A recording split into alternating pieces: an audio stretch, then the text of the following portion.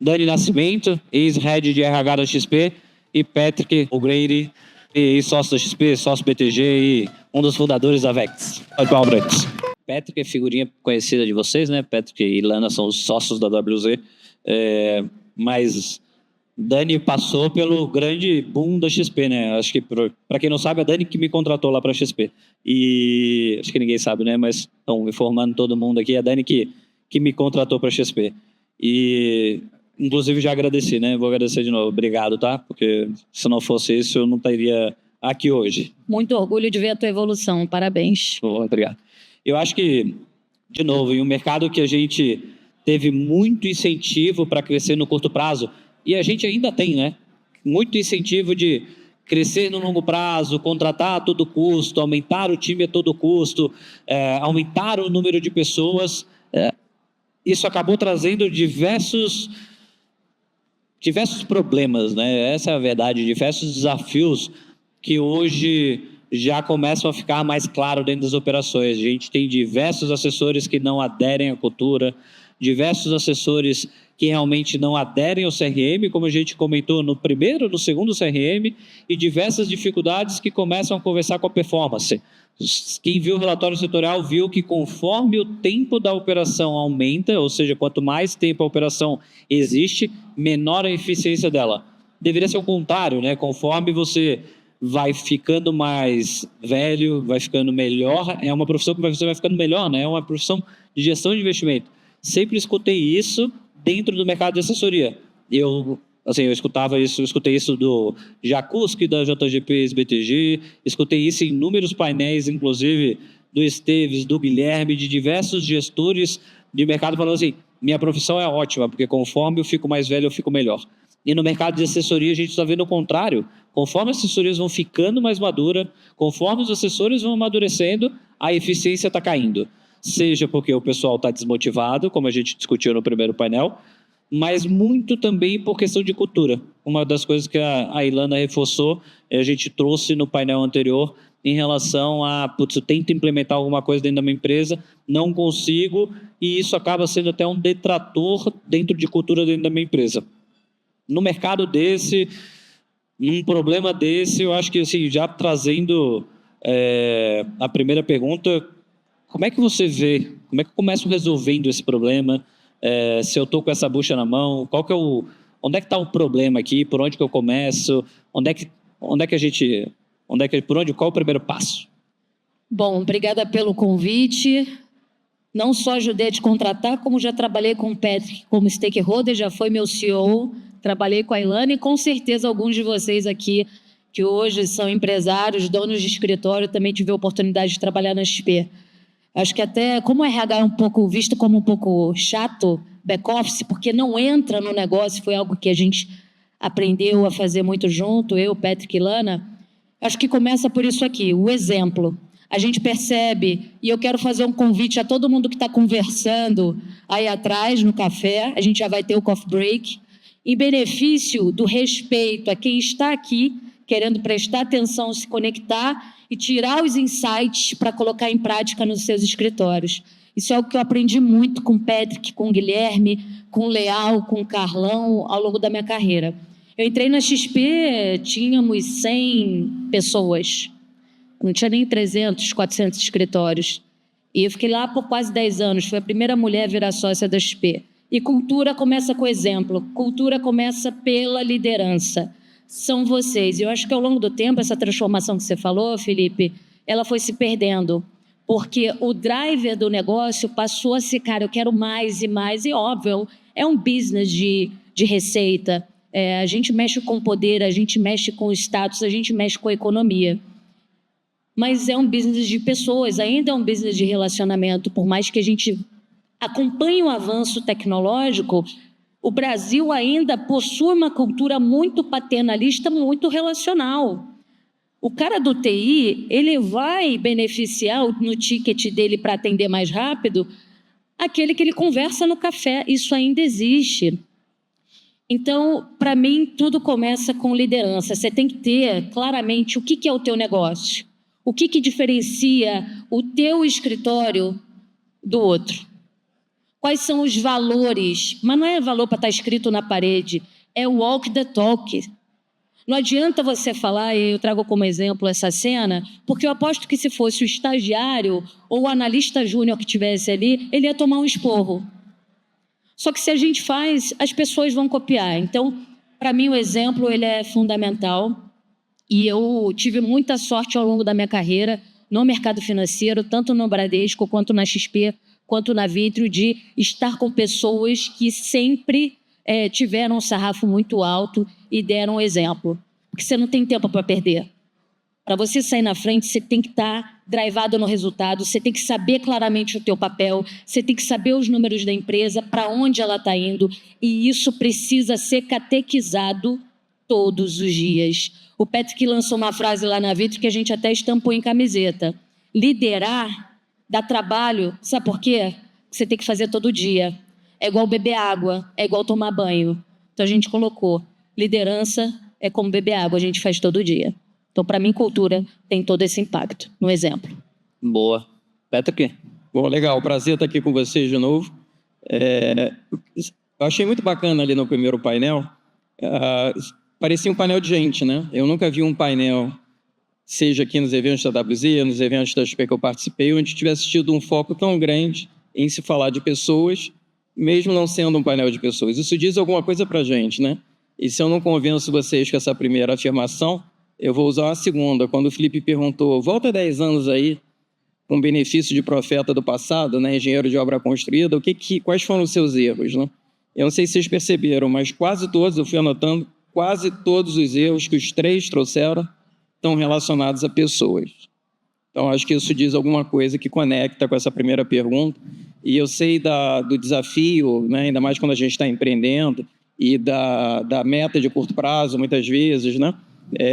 Mas, sei lá, a gente está empreendendo de novo, eu e Ilana, agora através da Benap, e a gente tem como sócia e diretora uma head de people. Quais são as startups que começam com um head de people? Normalmente não começa assim, né? Até porque o startup, por definição, é aquela empresa que sabe que em algum momento o dinheiro acaba e se você não conseguir fazer uma próxima rodada, você morreu ali, né? Então, você está sempre contando orçamento e, normalmente, você não investe em gente. A empresa é pequena, eu dou conta, os sócios fundadores vão fazer esse papel e tal. A gente acha que isso é tão estratégico que, de largada, a gente tem uma pessoa cuidando só e tudo isso, né? E não é só ela, é ela com todos os sócios, né? Então, eu acho que cultura não é importante, é imprescindível. Como é que você começa a contratar para dar certo no longo prazo, deixando muito claro o que é a cultura e trazendo pessoas que têm a ver com isso, não? Eu acho que uma das coisas que a gente discute com você e entre os sócios da WZ é que cultura não serve só para atrair, cultura serve para repelir. E um dos grandes medos do setor é ter uma cultura, ou seja, é repelir. Então, às vezes, no medo de não ter cultura que repele, não tem cultura. E não ter cultura, pessoal, é ter uma cultura. O fato de você não ter uma cultura dentro da empresa mostra que você não tem cultura. E aí, quando a gente entra dentro de uma operação que não tem cultura para fazer gestão ou para fazer um diagnóstico de liderança, por exemplo, a primeira resposta que tem dentro do time é: a liderança é fraca. A liderança não toma as medidas necessárias que tem que tomar pela empresa. As pessoas que performavam foram embora. As pessoas que performavam pararam de performar. Então, esse papel de não ter uma cultura forte e de não ter o medo de repelir é muito forte dentro do nosso setor de assessoria. Porque, de novo, eu perco pessoas, eu perco receita. E eu acho que nesse papel, ele vem lá do início. De novo, como eu comecei o painel, ele vem desde o processo de contratação, porque o contrato quantitativamente, toda empresa é assim, né? Eu contrato por quantitativo, eu contrato porque a pessoa é técnica e eu debito pelo quê? Por questão de cultura. Dentro da WZ, a gente conseguiu resolver o problema de tecnologia contratando só por cultura. No começo da plataforma da WZ de tecnologia, o nosso time de tecnologia era como todo mundo queria. Os melhores programadores do mundo. Puta, eu preciso do cara que programe em determinado modelo, em determinada linguagem, que ele passe num teste técnico super difícil, que ele seja esse cara. Eu chegava lá, era demitido pelo quê? Por questão de cultura. E aí a gente deu um passo para trás e falou o seguinte: a gente não quer os melhores programadores. Prendemos. Cara, eu não quero mais a estrela. Porque a estrela, ela vem, ela me ajuda em 3 a 6 meses, mas no médio e longo prazo eu me ferro, porque eu não tenho um time construindo a mesma plataforma como eu tenho, por exemplo, a nossa plataforma de consolidação ou de BI, que a gente já está há um bom tempo agora com o time, que é o mesmo time produzindo. E tecnologia é como o mercado de assessoria, por isso que eu trago. Tecnologia é empilhar conhecimento. Não adianta você pegar 2 bilhões de reais e tentar produzir uma plataforma que nem a da WZ, que você não vai construir de uma hora para outra. São 7 anos produzindo essa plataforma para a gente chegar onde a gente chegou. É por isso que XP está na frente do BTG e o BTG está na frente do Safra. Esse gap diminui? Diminui, mas ele vai diminuir apenas se um perder o olho da bola. De novo, o XP, se começar a produzir outra plataforma e parar de melhorar a que tem aqui, o BTG vai conseguir chegar nesse módulo, nessa ferramenta específica. É a mesma coisa com o mercado de assessoria. O mercado de assessoria ele é um mercado onde, se você para de contratar corretamente, você, ao longo do tempo, para de empilhar conhecimento e, melhor ainda, para de empilhar custódia. E o pessoal não consegue entender isso ao longo do tempo. Então, o que é um processo de contratação? Quais são as melhores práticas que você vê, Dani, ou que você viu, às vezes, no B2C da XP lá atrás, que foi o precursor do B2B, né, de hoje, que não prejudicou o longo prazo, né? Porque o B2C é mais fácil, o pessoal fala, mas o que tem de... Como é que você faz? Quais são os principais filtros que você vê no processo de contratação para que lá na frente eu não tenha esse problema que a gente está tendo hoje? Aqui a gente tem, obviamente, diferentes tamanhos, né, de escritório, de negócio. Então, quando você está começando, é muito mais fácil porque é teu. Você coloca ali o teu DNA, a tua vontade, então é mais fácil de você contratar. Você tem ali 5, 10 pessoas, você sabe os sonhos das pessoas, sabe os talentos, as competências, só que esse negócio vai ficando grande. E aí você vai contratando outras pessoas para liderar áreas, departamentos, conforme você vai ganhando robustez. E aí você, naturalmente, até para não ficar no comando e controle e escalar o teu negócio, você vai se afastando. Mas é fundamental você estar próximo. E uma coisa que vou usar como exemplo, obviamente, a XP com o Guilherme, ele fazia questão, vou pular um pouco, depois eu volto para a atração, ele fazia questão de conhecer todo mundo que entrava na empresa. Não nas entrevistas, porque não era escalável, o tempo dele era muito caro. Mas ele fazia questão de todo onboarding, todo primeiro dia daquela turma, conhecer as pessoas, se apresentar. E ele ficava ali 15, 20, 30 minutos falando do sonho grande. Porque tem um dado, até do Ministério do Trabalho, que 70% das pessoas que entram na empresa, elas já decidem no primeiro mês se elas vão ficar ou não, se elas vão dar certo ou não. Só que se ela tem uma mentalidade de funcionário, de ficar ali porque é o emprego, elas vão arrastar com a barriga. Então, elas podem ficar no teu negócio 3, 6, 10 meses, 1 ano, até ela alcançar alguma coisa, e essa pessoa acaba contaminando o processo como um todo. Então, para responder a tua pergunta de atração, o processo precisa ser simples. Às vezes eu vejo também empresários que colocam 10 etapas, faz a pessoa visitar o escritório 50 mil vezes. Gente, ninguém aguenta isso. O tempo hoje é o bem mais valioso que a gente tem. Então tem que ser um processo rápido, relativamente rápido. Também não vai fazer uma primeira entrevista, apertar a mão e contratar. Em alguns casos isso dá certo no passado, né? Garantir e tudo mais dava muito certo. Mas você precisa criar etapas e ter ali, não delegar para o teu RH, porque eu imagino que vários de vocês tenham especialistas, tenham responsáveis pelo RH, não delegar isso para o RH. Essa é uma responsabilidade de vocês. Quem está entrando na empresa, a principal líder da empresa são vocês. Então, vocês precisam disseminar isso para as lideranças, consequentemente, quem tem um RH. Quem aqui tem RH? Levanta a mão. Quem aqui tem RH? Quem aqui que tem RH já viu o seu RH fazendo o processo? É raro, deu uma titubeada ali, né? Eu vi que alguns... Por quê? Porque a gente confia que aquele especialista vai fazer o melhor. Tecnicamente, sim, mas tem um negócio que é o que faz a diferença não só na atração, mas no dia a dia, que é o diferencial da empresa, que é o sonho da empresa, é o que vocês estão construindo. A gente tem aqui, você falou, mais de 300 empresários, são culturas diferentes, por mais que sejam do mesmo negócio. O que diferencia vocês? Não adianta, as decisões que a gente toma, tanto de consumo quanto de decisão relacional, onde a gente vai morar, onde a gente vai trabalhar, tem que tocar aqui. É uma decisão emocional também, porque a grana ela não é motivacional por muito tempo. Ela é importante, ela é fundamental, mas não é ela que vai manter o teu talento para o longo prazo. Então, processo simples, etapas, vender o sonho, ter um script, garantir que tenham stakeholders ali que sejam representantes da cultura de vocês, embaixadores da cultura, e um processo unânime. Não contratar no desespero. E tem um conflito aí, né, Felipe, de carteira, que é um mercado que é estimulado por isso, é incentivado a isso. É natural a gente queira contratar o talento, porque ele vai acelerar, tanto em aumento de receita quanto em base de cliente, e dependendo do cenário que você se encontra, você precisa daquilo, então é sedutor. Só que se essa pessoa não tem os valores, e mais do que isso, caráter alinhado ao teu negócio, é destruidor. E eu já digo, a gente aprendeu lá no passado, é furada. A gente prefere demorar mais tempo para contratar e contratar com qualidade do que você contratar na pressa e perder outros talentos que estão sendo formados dentro da sua empresa.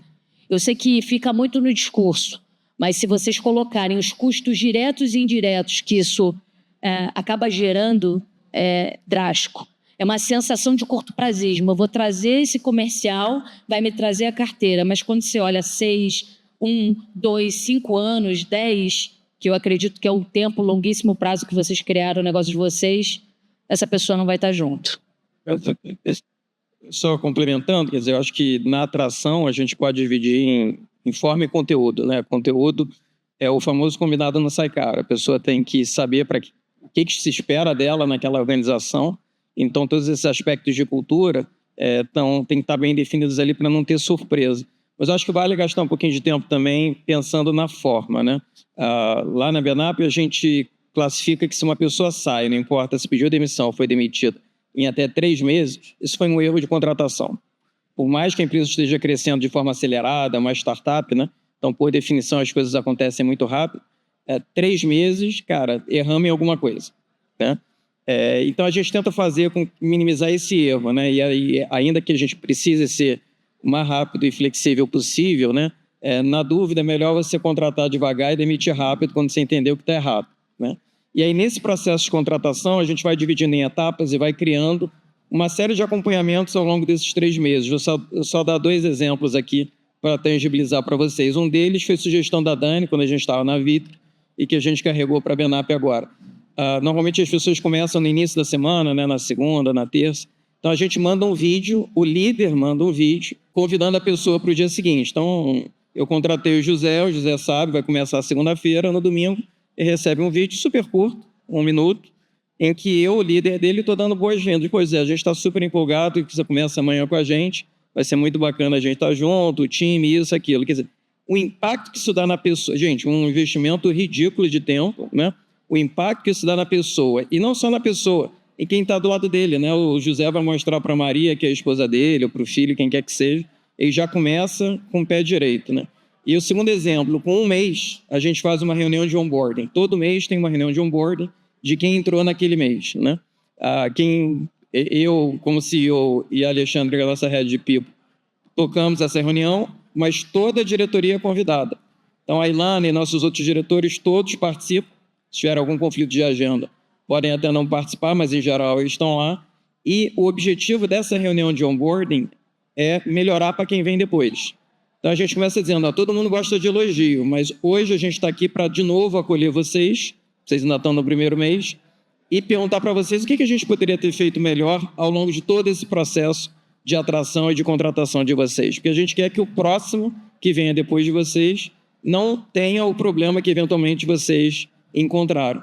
E não só se acolhe feedbacks para ir melhorando de forma contínua o processo, como muitas vezes você recebe algum comentário, algum feedback de algo que não é aderente à cultura. E aí você aproveita para marcar, olha, não espere isso aqui, a gente não faz isso. Bom, por que a gente não faz isso? Às vezes são coisas que não são escaláveis, né? A pessoa chega e fala assim, puxa, seria muito legal ter um buddy, alguém que fosse meu companheiro aqui no início para me situar, eu saber onde eu estou pisando e tal. E fala, puxa, engraçado, a gente tem esse buddy, é o líder. Quem tem que fazer isso com você é o líder. Ele pode até de uma maneira informal alocar alguém do time para colar em você e tal, mas ele tem que disponibilizar tempo para fazer isso, porque esse é papel da liderança. Então, essa série de coisas que você vai fazendo ao longo do processo, desde a contratação da primeira vez que você falou com o candidato até a contratação em si, e esse início dele na empresa, são muito importantes para a aderência à cultura e para minimizar turnover. Vou dar um dado, eu não vi ainda de 2024, mas para pegar a XP, que é importante aqui para o nosso ecossistema e tal, dados de 2023, relatório anual da XP, em torno de 8 mil funcionários, 30% de turnover. Mais ou menos metade pediu demissão, a outra metade foi demitida. Gente, uma organização com 8 mil pessoas começar, para ficar estável, ter que contratar 2.500 pessoas, olha o impacto que isso é na organização. Não só o impacto quantitativo, que é fácil de você fazer essa conta, mas como a Dani falou, do intangível, né, do capital intelectual que você está perdendo na companhia. Isso não é privilégio da XP, tá? Aliás, é um privilégio do mercado financeiro, onde o turnover, em geral, é bastante alto. Eu não estava lá não, hein? Eu acho que é legal trazer, você falou se a gente perde a pessoa em 3 meses, isso tem um impacto significativo e quer dizer que foi um erro de contratação. Recentemente, dentro da WZ, aconteceu isso. A gente contratou uma pessoa, eu lembrei disso, óbvio, a gente tenta minimizar ao máximo disso, eu estou tentando trazer esse exemplo aqui, mas para deixar até palpável como as coisas aconteceram e como que isso deveria talvez acontecer dentro do mercado de assessoria. E eu brinco isso porque um outro escritório que estava ali junto com a gente e em contato com essa pessoa, depois falou que essa pessoa saiu rápido, né? E a gente contratou essa pessoa. O processo seletivo da WZ, ele é quase um processo de guerra, eu brinco, ele é um processo de seleção.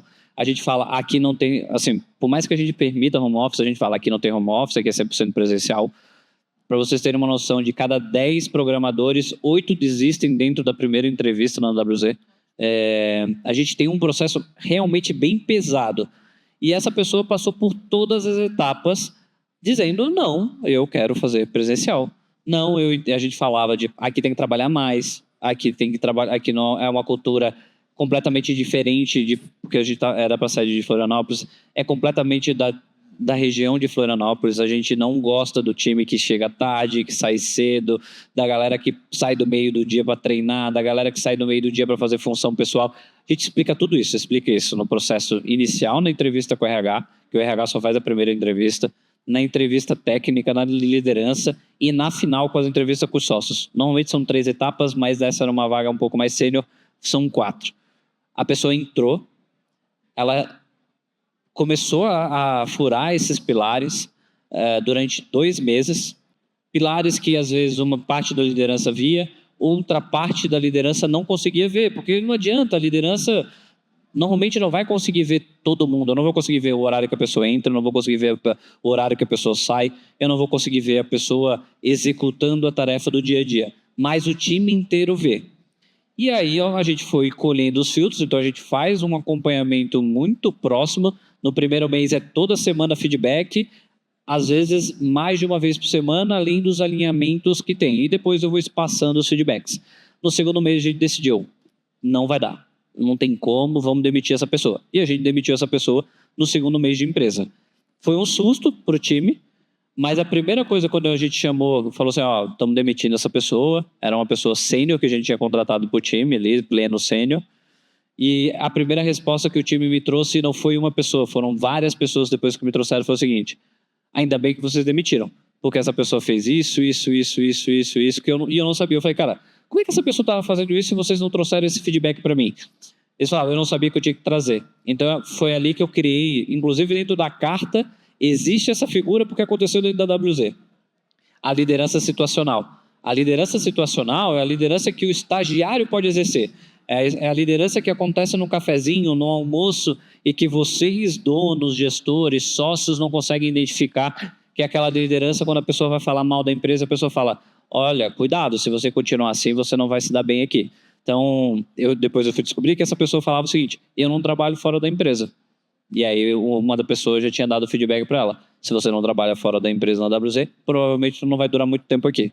E entre outras coisas foram acontecendo que aí eu fico feliz por determinados líderes, por mais que não seja uma liderança técnica ainda, ou uma liderança de unidade de negócio, conseguiu tomar essa decisão. Então, acho que liderança vai muito além da liderança de DRE, receita, técnica, mais por essa liderança situacional. E aí, já pegando um pouquinho desse gancho, eu vejo que falta, às vezes, muito dentro da operação, não o papel de líder. Falta sempre, em algumas vai faltar um tipo de papel de liderança, em outras, outros, mas falta bastante essa liderança situacional e muito porque não existe essa movimentação de acompanhamento, feedback, rituais a serem seguidos.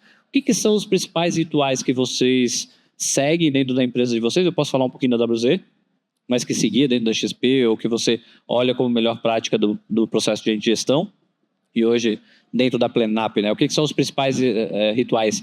Tem os básicos de one-on-one, mas existem outros, né? Antes de responder, só um ponto. Quantas vezes isso aconteceu de você fazer todo esse processo de guerra e errar na contratação? Pouco, né? Pois é. Assim, eu acho que eu passo para trás, assim, antes de ter o processo de guerra, muito, né? A gente fazia o tempo todo. Agora ele acontece, mas ele é mais pontual. E aí, quando a gente vai ver, provavelmente furou alguma coisa no processo de contratação, ou é um caso drástico do mentiroso profissional. Mas daí, pessoal, essa aqui é a exceção da exceção, né? Porque a gente sabe que tem um mentiroso profissional, que é o cara que consegue realmente passar gabaritar tudo, mas na hora que ele chega, é muito fácil de identificar essa pessoa. Essa pessoa você tem que demitir em 2 a 3 meses, o time se sente aliviado, né? O time fala assim, de novo, essa pessoa, depois que a pessoa saiu, o time falou assim, que bom que vocês demitiram, porque se vocês não demitissem essa pessoa, eu ia achar que vocês não fazem o que vocês pregam aqui dentro. Sim.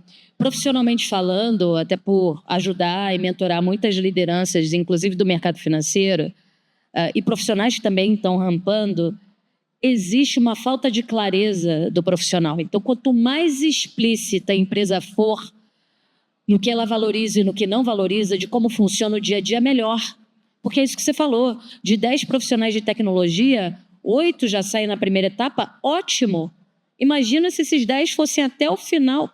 Nossa, que trabalheira. Então, parabéns, mas não significa que a tua cultura tem que ser a cultura do outro. Exatamente. Então, explicitar isso no processo é importante. E só um ponto que eu penso diferente, mas é só percepção, do RH fazer essa primeira etapa.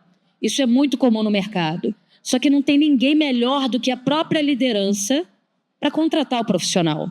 Pô, Dani, mas peraí, você está falando agora que o RH não vai contratar? É uma das principais funções? Não, não é isso. Acho que para processos de formação de talentos, estagiários, trainees, a turma jovem que está entrando no mercado, cara, é o RH sim, são programas de contratação do RH.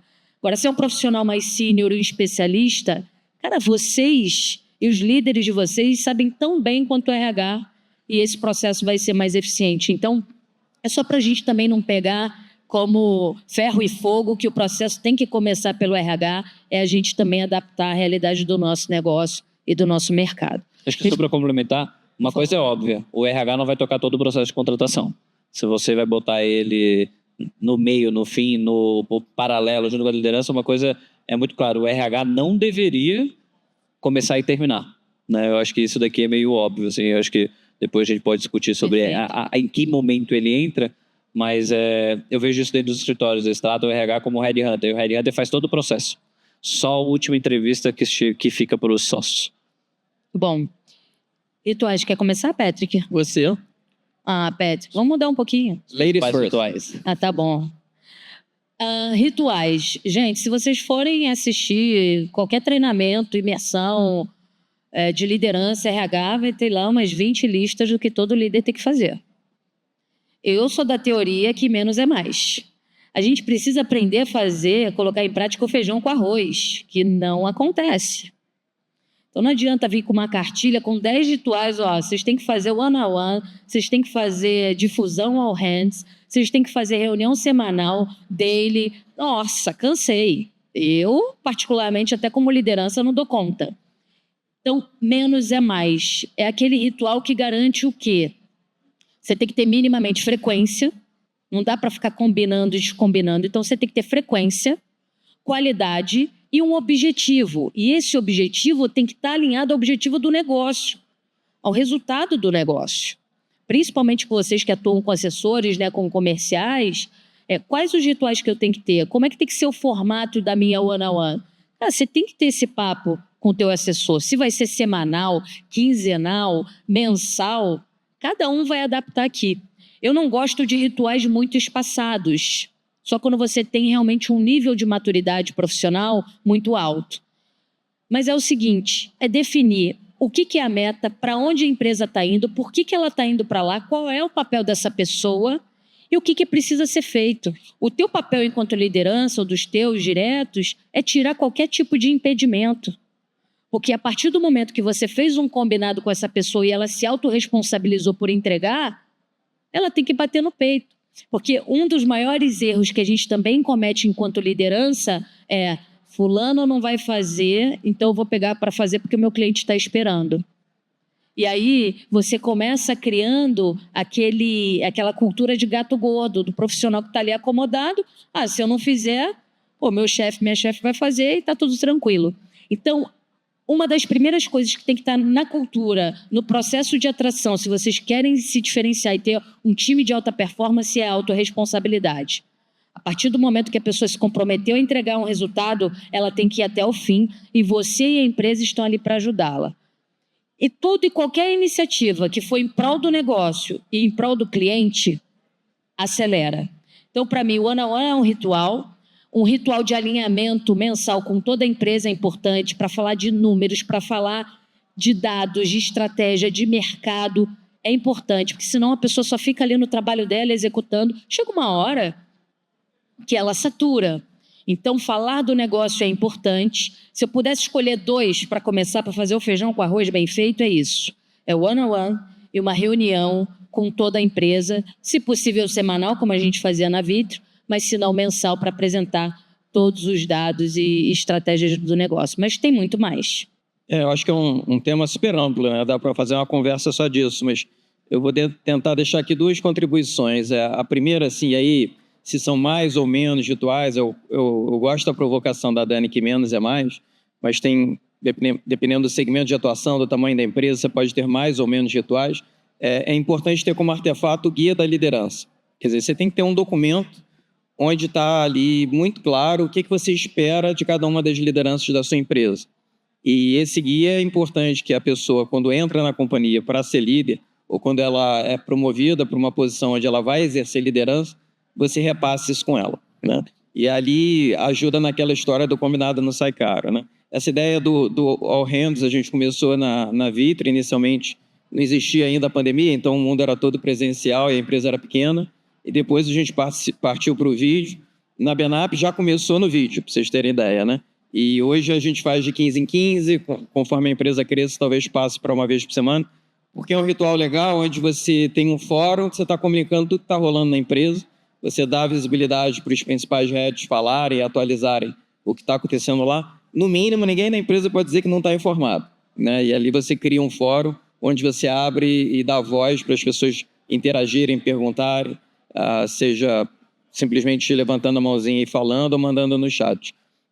E aí uma outra sugestão assim, de onde vocês deveriam chegar nesse tema, eu costumo dizer assim, quando você vai fazer uma avaliação de desempenho, ou no limite, quando você vai demitir uma pessoa, não pode ser surpresa. O grau de surpresa tem que ser muito baixo. Se a surpresa é alta, eu recebi muito mais ou muito menos do que eu esperava de premiação ou de feedback qualitativo, né? Ou se eu fui demitido e abriu um chão debaixo de mim, é porque você não está fazendo a liderança direito. Você precisa ter todos os touch points ao longo do período e estar continuamente dando feedback para o teu liderado. Com isso, você diminui esse gap de expectativa e tem mais chance de trazer para o trilho se alguma coisa estiver errada. E aí você tem aquela situação que se você vai fazer uma conversa chata, difícil, de demissão, em qualquer nível, mesmo pegando aqui o exemplo do Juliano, de sócios fundadores, ou quem começou a empresa cedo com ele, se essa conversa foi acontecendo ao longo do tempo, você foi dando feedback e tal, ela não deveria ser uma surpresa grande quando chegou a hora de fazer essa conversa. Eu garanto para vocês, fica muito mais fácil. Mas precisa estar, como a Dani falou no início, o walk the talk, está vivendo um pouco disso todo dia. Por isso a brincadeira do beber água, né? Putz, você bebe água que você sentiu sede, você não é automático, né? O exercício da liderança, no limite, tem que ser assim, tem que ser automático. Você está no dia a dia dando feedback para os liderados, e quanto mais próximo do evento está o feedback, mais fácil fica do liderado entender por que você está elogiando ou criticando alguma decisão que ele tomou, alguma atitude que ele teve. Boa. Eu acho que, olhando o mercado de assessoria e trazendo um pouquinho desses ritos, a reunião com o time inteiro, às vezes, é desmerecida para você passar a estratégia, porque fica só no comitê executivo, nos principais sócios. Às vezes, quando a empresa é muito grande, e isso vem talvez porque no banco não era feito isso, ou na corretora não era feito isso, mas o mercado o tamanho é completamente diferente, a estrutura de negócio é completamente diferente. No 80% ou 90% do time de assessorias deveriam ser comerciais. E esse time, pessoal, ele é motivado quase que se não diariamente, pelo menos semanalmente. Então, vocês terem essa reunião com o time, na minha opinião, realmente também é obrigatório. E o grande ponto ali da surpresa e do one-on-one, uma das coisas que a gente fala na WZ é que o one-on-one é filme, não é foto. E eu sofri isso, eu percebi isso em algumas empresas, que é o one-on-one ou a reunião de feedback, ela acontece antes do bônus ou em determinado momento pré-pagamento e não como uma forma de atualizar e ir ajustando o ponteiro e ir melhorando a pessoa. Lá dentro da empresa, as pessoas que fazem bem o one-on-one são as pessoas que chamam a pessoa específica para melhorar ela, né? Então, assim, eu gosto de falar assim, a liderança tem um one-on-one marcado. Comigo tem uma reunião que a gente chama, que inclusive foi a Dani que trouxe como melhor prática, que é a reunião do CEO, que é as lideranças têm que vir apresentar para mim um plano estratégico, um plano de melhoria, como que as coisas estão funcionando, como as coisas não estão funcionando. E ali ele recebe o feedback dele. E ali ele recebe, tua área não foi bem, tua área foi mal, o que você tem que melhorar, o que você não tem que melhorar. Então, não estou falando que todos têm que fazer isso, a determinado momento da empresa, a determinado tamanho da empresa. Eu faço isso dentro da empresa porque cada serviço e plataforma ali é uma área, uma DRE é uma unidade de negócio que tem uma estratégia de captação, tem uma estratégia de formação, tem uma estratégia de negócio como um todo. Então, eu preciso que o líder saiba falar sobre aquilo e eu consiga passar esse feedback para ele. E a gente segrega algum outro tipo de feedback com o Vitor, por exemplo, que acompanha e entrega para o cliente final. Então, já é um organograma mais matricial. Mas dentro do mercado de assessoria, não ter o one-on-one diário ou acompanhamento é você ser pego de surpresa, é você deixar acontecer o que acontece muitas vezes dentro de algumas assessorias. Eu saio de Florianópolis, chego na assessoria antes dos próprios assessores. Às vezes eu estou em Florianópolis, pego o avião, vou viajar para o interior de São Paulo, para alguma outra região, eu chego antes do assessor. Cara, como assim? Como é que eu chego antes do assessor, dentro da assessoria, sendo que ele mora na cidade? E eu também tenho filho, eu também tenho 2 cachorros para cuidar, eu também tenho uma casa para cuidar. O que está acontecendo? E é o que está acontecendo no mercado geral. A pessoa chega às 10 da manhã, vai embora às 5 da tarde, toma 10 cafés, faz 3, 4 reuniões e não toma um feedback sobre ajustar a estrutura. Então, eu acho que tem um momento dentro de mercado que a gestão, de novo, foi simplificada. E agora entrando no final, e acho que a gente já vai estourar o tempo mais uma vez e liberar todo mundo para o coffee, uma das coisas que eu mais falo dentro do mercado de assessoria, funcionou muito dentro da XP na época que eu trabalhava lá, funciona dentro da WZ, é o processo de demissão para resolver. É do tipo, o time está se perdendo. Às vezes acontece, tá, pessoal? Assim, agora acho que a gente sofre menos depois que a gente foi melhorando, mas teve um momento que eu tive um time que desviou a cultura. Isso porque eu botei eles numa sala diferente. A gente funciona que nem salão e salões, né? E um do time não tinha espaço no salão, a gente botou numa sala e eles criaram uma cultura própria. Melhor forma de resolver, pegou a pessoa que estava mais fora da cultura, demitiu e explicou para o time por que estava demitindo aquela pessoa e a partir dali as coisas começaram a se ajustar. Acabei tendo que demitir outra pessoa também depois, porque já era uma maçã infectada. E aí a minha dúvida é, você acha que o processo demitir pode ajustar? Vamos pegar um caso prático, eu tenho 20 assessores, aquele caso, 10 assessores usam CRM, 10 não usam CRM, eu estou tentando fazer, tem um time do 10 ali que está torcendo contra, será que eu demiti alguém ali e mostrar porque eu estou demitindo? Óbvio, depois de ter passado por esses rituais, depois de ter tentado todo, pode auxiliar? ou não, eu estou com uma visão errada? Pois, como o Patrick trouxe, né? Isso tem que estar muito claro desde o momento da entrada, né? Na cultura. Como é que funciona? Quando você vai na casa de alguém e você vê que tem sapato na porta, por mais que você não goste de tirar, o que você faz automaticamente? Você tira o sapato. É lógico.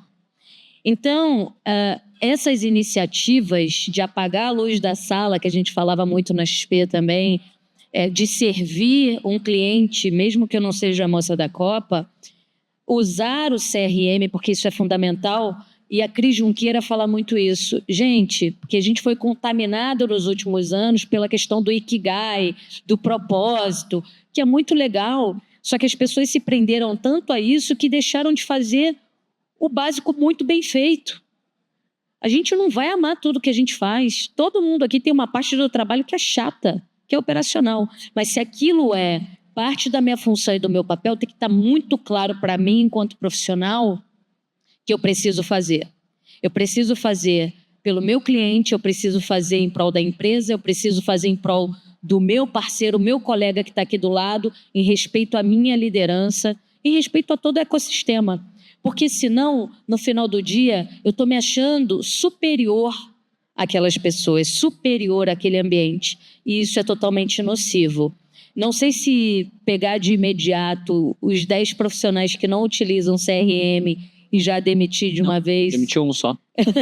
seria a melhor solução, mas eu acredito muito que, se está claro, você tem que demitir rápido. A cada dia que passa, é mais um momento... Você já tem a decisão tomada. É igual relacionamento. Você já sabe que não vai ser com aquela pessoa que você vai ficar. Você está trazendo a sua vida e a vida dela. É a mesma coisa profissionalmente falando. Então, a gente precisa ter claramente o que faz um profissional crescer dentro da empresa, quem que eu torno sócio aqui dentro, as pessoas precisam saber disso, e o que faz com que uma pessoa saia do negócio também.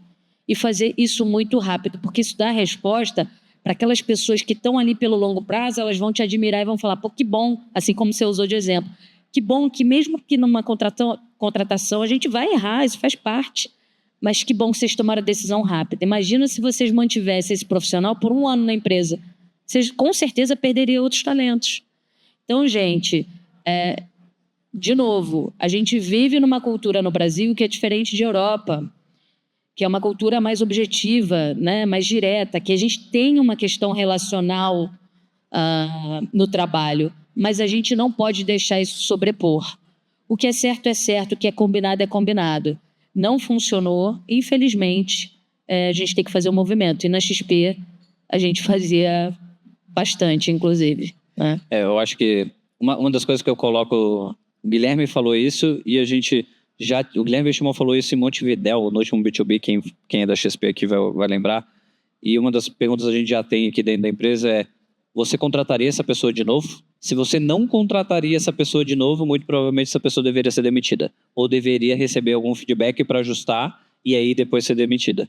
E eu vou insistir, e aí eu vou insistir para o Patrick, e depois se você quiser complementar, se você tivesse, Patrick, hoje como CEO de uma assessoria, nesse caso que eu comentei, 20 assessores, 10 usam CRM, 10 não usam CRM, eu tenho assessor que fala mal do líder, fala mal do processo CRM, só reclama, como é que você resolve? Eu acho que aí você está com um problema de aderência à cultura. O problema é mais grave, né? E começou lá atrás, né? Naquela primeira pergunta, eu contratei errado no curto prazo. Exato, você só demitir, você está atuando na consequência, você não está necessariamente resolvendo o problema. Então aí cabe uma reflexão maior de onde que a gente está errando em termos de cultura. Né? Acho que talvez um dos principais papéis do líder, qualquer líder, é ter certeza que tem as pessoas certas no lugar certo. Por isso que para o CEO, quem está mais lá em cima na hierarquia da empresa, é a principal atividade dele. Né? Eu tenho as pessoas certas no lugar certo, se eu não tenho, o que eu preciso fazer? Não é necessariamente só demitir, né? Às vezes é mudar, fazer uma mudança, dar outro desafio para a pessoa, ter certeza que você está trabalhando o plano de desenvolvimento individual de cada um para ver se ele chega naquele potencial. Agora, nas questões de cultura, não tem como você evitar a demissão. Só que não se engane que ela é um fim em si mesmo. Você precisa atacar a causa de por que aquela situação está acontecendo. Que muitas vezes são comportamentos que estão acontecendo dentro da empresa para outras situações, igualzinho. Só não é a questão de CRM, é qualquer outra coisa. Então, acho que é um problema mais... Normalmente denota que é um problema muito mais de cultura do que específico daquela pessoa. Tem um livro que eu gosto muito, inclusive indiquei para o Patrick, que chama Tribal Leadership.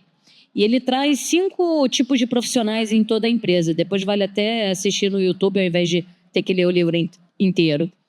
E é basicamente o seguinte: se você tem na sua empresa hoje o contaminador, demite, se der para demitir, é que é pela hora, né? É complicado, mas amanhã faça. Pô, Dani, mas tem a carteira, óbvio, você tem que fazer esse balanço, mas é contaminador, não mantém na empresa. Depois você tem o segundo nível de profissional, que é o profissional que ele é influenciável pelo contaminador. Ele não contamina, mas ele é influenciável, não tem muita personalidade. Esse também é bem arriscado manter. Agora, tem 3 outros tipos de profissionais que, pô, vale a pena. Você não vai ter só outlier na tua empresa, mas você vai ter aqueles que entregam 100%, que precisam do trabalho, que precisam pagar conta, que vão estar ali na operação, que vão se comprometer, que vão entregar. Está tudo bem manter essa pessoa. Só que provavelmente ela não vai ser sócia do negócio, mas ela é fundamental para manter a estrutura funcionando. Ela não contamina, ela também não é ultra mega multiplicadora de cultura, mas ela é fundamental para o teu negócio. Tem aquela 4ª pessoa que ela já se diferencia, ela já influencia o colega no café, que se vê alguém falando mal, ela, opa, peraí, por que você não conversa com o Patrick? Você está insatisfeito, Felipe? Pô, vai lá, bate um papo com ele. Então, ela tem essa postura provocativa. Só que ela ainda tem uma visão de mercado de que só a empresa de vocês é que é fora da curva. O concorrente não presta, né? É só ela que domina o mercado. E aí, o 5º nível, que é só 2% da média da empresa, muito difícil de encontrar, é quase um nível de altruísmo, que é aquele profissional que ele enxerga abundância. Então tem que ter BTG, tem que ter XP, tem que ter bancão, tem que ter todo mundo. Sabe por quê? O diferencial do meu negócio é único. E tem que ter essa concorrência mesmo, tem que ter esse espaço. Eu não preciso derrubar o outro para crescer. Esses são difíceis de encontrar. Mas se vocês puderem manter na empresa, o façam. Então, os 2 primeiros... Não percam tempo. Se vocês puderem voltar para a cidade de vocês, o escritório de vocês, movimentem rápido. Boa. Bom, pessoal, passamos mais uma vez um pouquinho do momento. De novo, Dani, obrigado. Sempre uma aula. Patrick, não preciso nem falar. Sempre uma aula também conversar com você. Tenho o prazer de tê-lo como sócio. E, pessoal, agora a gente vai servir o coffee. Queria uma salva de palmas para os 2. Obrigado, pessoal.